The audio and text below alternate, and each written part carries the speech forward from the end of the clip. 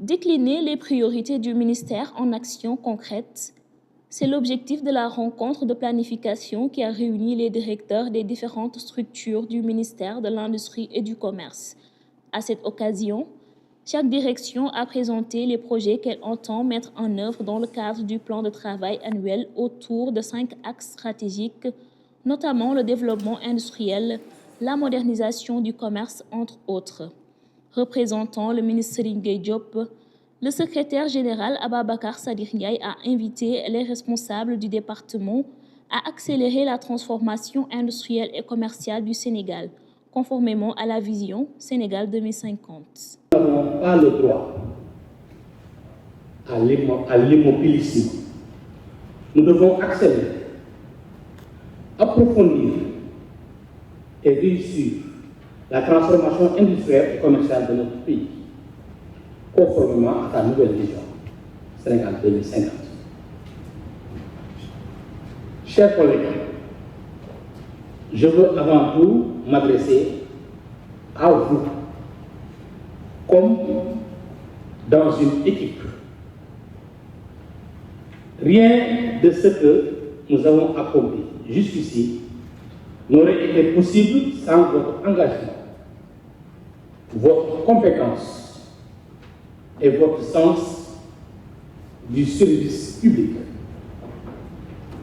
Certains d'entre vous, ici présents dans la salle, s'y reconnaissent.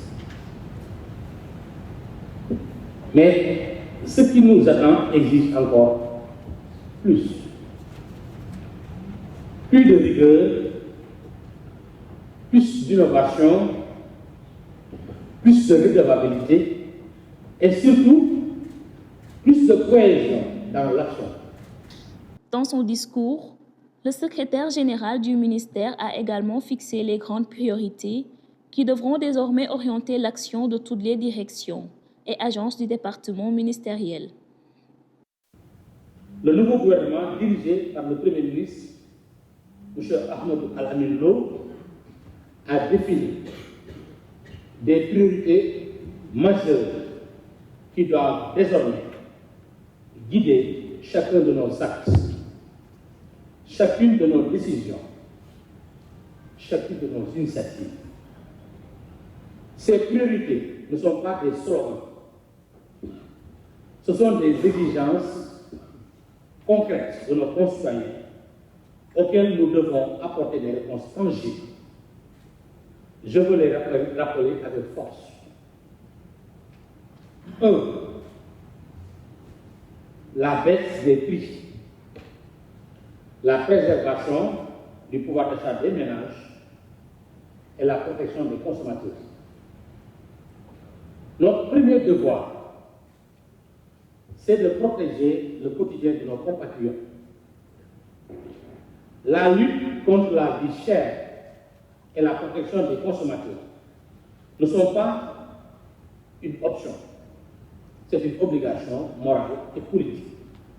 Au-delà de la lutte contre la vie chère, le secrétaire général a également insisté sur la nécessité de faire de l'emploi des jeunes une priorité dans tous les programmes du ministère, de renforcer l'inclusion économique des femmes, de mieux accompagner les PME-PMI et les industries nationales, de moderniser le commerce à travers la digitalisation, mais aussi d'accélérer le déploiement des zones industrielles et des agropoles. Des orientations qui devront désormais être traduites en actions concrètes par l'ensemble des directions et agences du département.